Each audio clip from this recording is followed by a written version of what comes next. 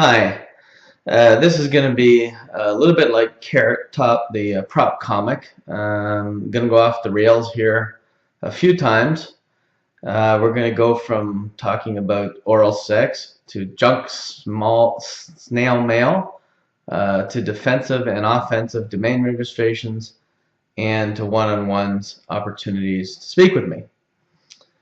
So anyone under the age of 18, turn off your audio for about a minute or so while we get this X-rated stuff sorted out. So here's a fact that I learned today while doing reputation repair for somebody. The term sodomy, which is a felony, now includes oral sex. So if you're under 18 and didn't turn off, you're a bad listener. And you should know oral sex is when people talk about sex.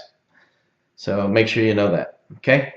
Anyways, it's consensual oral sex is illegal in 14 states in the United States, plus an additional 4 states where it's only illegal if you're gay. Anyway, I found that interesting. Anyway, I'm not really going to go into the states. You can look it up yourself. But I'm definitely going to tell my wife we are not moving to the United States so that she can have yet another excuse. So that's the end of that. If you're under 18, you can now turn back on your video. Of course, so if you heard me say that, you little sneaky weasels can't be trusted anyway because you didn't turn it off in the first place. And you're bad listeners. Very, very bad listeners. Anyway, so let's get on to one of the more exciting topics of the day. How to and not to advertise your local business. Well, all right, before I get into that, I started, so let's go anyway.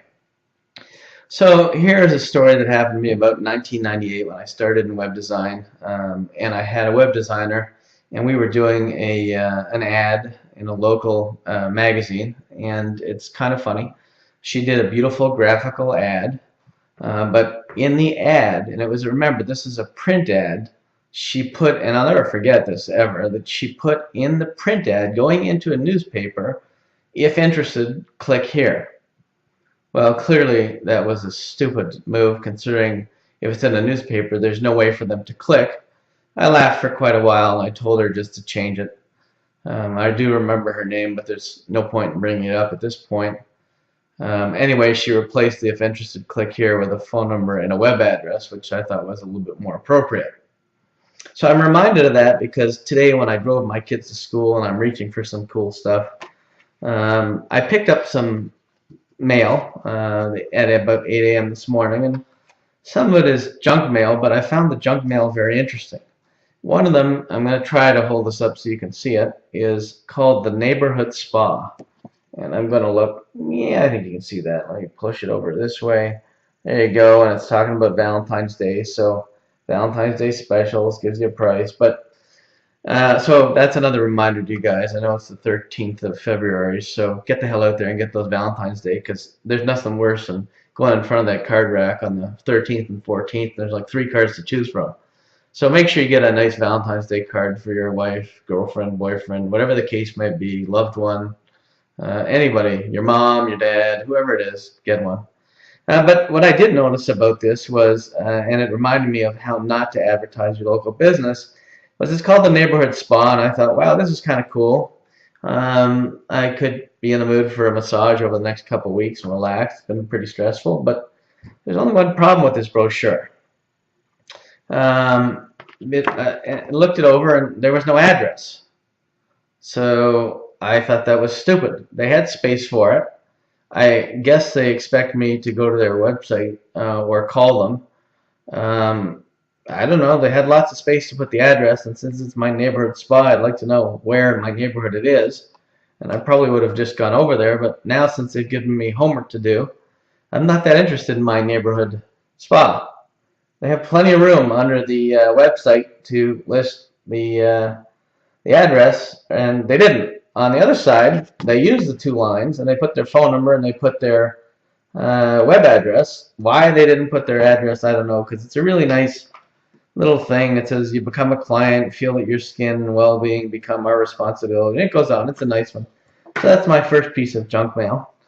The next one is something, just some piece of mail, and they go ahead and they put their, I'm going to hold this up, they put their Facebook and Twitter and YouTube and Blogger thing on here, but obviously they don't put the links, and when you go ahead and you look for them on Facebook, you find 40 different companies with their name. So maybe they should have put their links, considering they had a lot of blank space under here. They could have put their links under all that to their account so people could actually find them. I have a real estate agent that did something similar too, but at least you can find her name.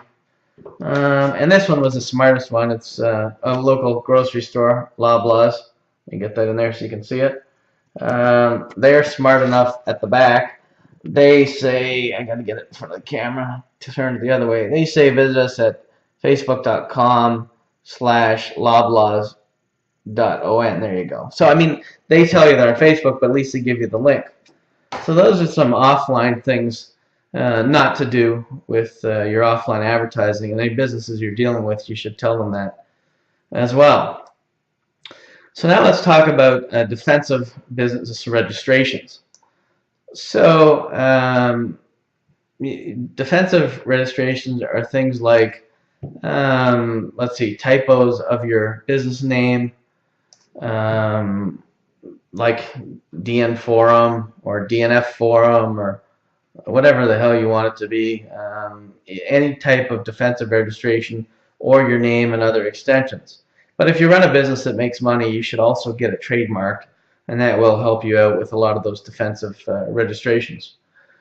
Then you don't have to worry as much. And then I'll give you another example. If you're in Boston and you're a dentist and you own, or are lucky enough to own Boston Dentist, or you went out and you bought Boston Dentist from a premium auction or from a aftermarket. Also try to grab the suburbs as well. So you get Quincy Dentist, Milton Dentist, Brookline Dentist, Newton Dentist, Cambridge Dentist, and for my friends at Name Media, Waltham Dentist. I mean, you get the point. So grab all the little suburbs around you so that you can get patients from all those other areas as well, and they come into your business. Those are defensive registrations.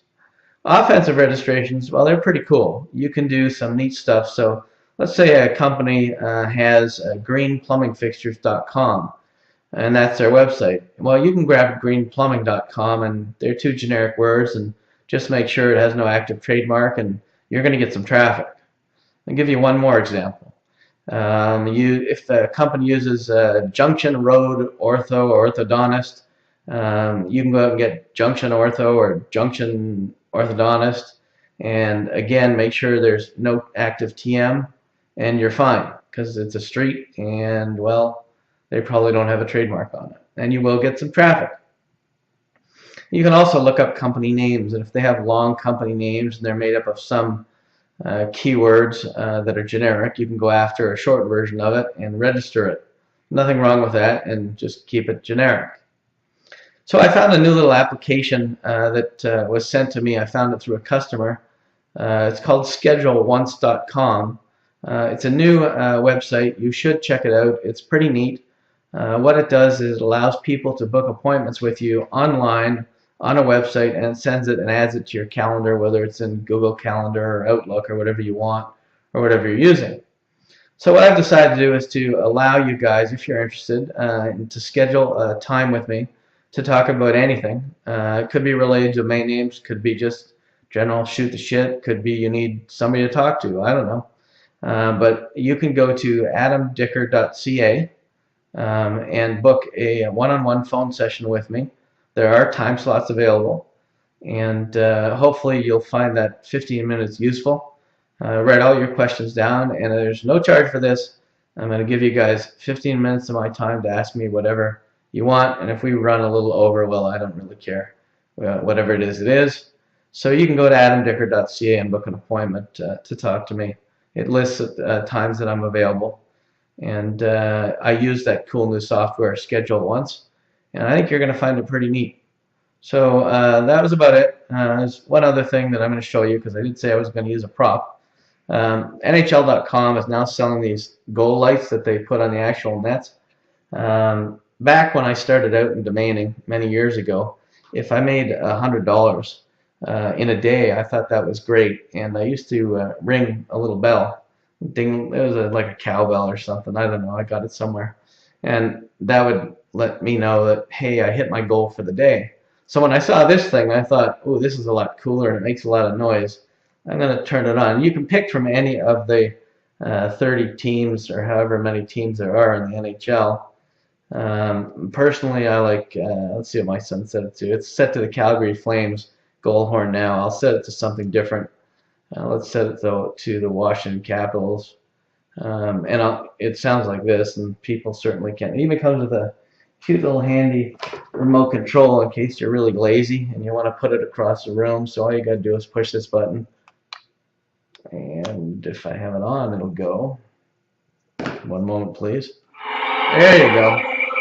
And that lets people know that, well, that I may have hit my goal for the day. Okay, I shut it off because it's a little too annoying to annoy you with. But it comes with a cute little remote control. It's $49 on NHL.com. That's my product endorsement. And when I hit my goals for the day, well, I'm going to annoy my family and my dogs with this instead of the little bell that I used to have that they used to complain about. It's going to come to the point where I know they're going to wish I went back to the bell. Anyway, book your appointments with me. I'm more than happy to talk to you. There's no charge. I'm looking forward to hearing your stories, going over your domain names. But please, when I tell you your domain is worthless, don't get insulted. It's better if somebody tells you the truth than if you go on and on and on thinking it's $1 million domain name. And again, just because I think it's worthless doesn't mean it really is. I've always said this. I'll say it again. The buyer dictates the price of the domain and how much they're going to pay for it. I don't. You don't. Nobody does. We all have dreams. We all think they're worth more than they are. But at the end of the day, it's the buyer that's going to be paying you the money for your domain name.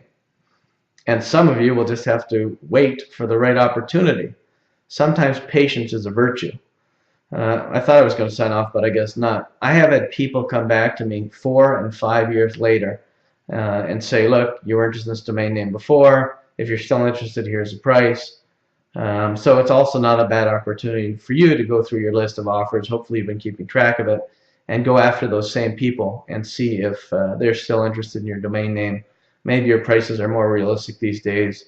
We're definitely in a buyer's market. So if you have money right now and cash flow, it's a good time to be buying domain names. And that's about it. But people will get back to you. So I'm amazed. People from 4 years ago have come back to me and I've said, well, yeah, I'm interested, but not at that price. The market's taken a little bit of a tumble, so I'll offer you this. And that's the way it goes. Anyway, like I said, this one was going to go from soup to nuts. It covered everything. Some a little odd, and that really wasn't a useless fact I gave you earlier. That was just a fact. Well, let's go look at those states again just for curiosity. So you want to be careful if you're in Michigan, Utah, Idaho, Virginia, North Carolina, South Carolina, Florida. Guess we're not going to retire in Florida. Alabama, Mississippi, Louisiana.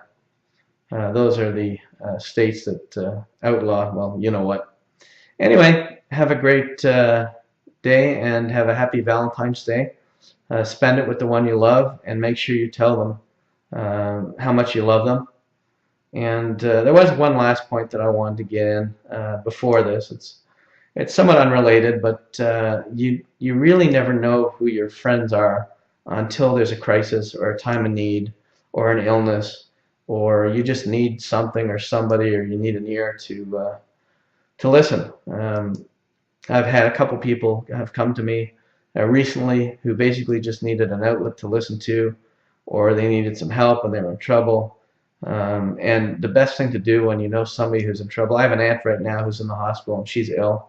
The best thing to do is to run to them and not run away from them, because people remember when they were in need who helped them and who didn't. So make sure if there is somebody that's in need or somebody who's sick around you or something like that, that you don't shy away from them because you're afraid to ask some questions or things like that, or that you're afraid you're not going to know what to say or anything like that. Just go to them and spend time with them, or have an open ear and be around people when they need you, not just when you need them. They'll remember it, trust me. and you'll be a better person for doing it. Thanks a lot and have a great day.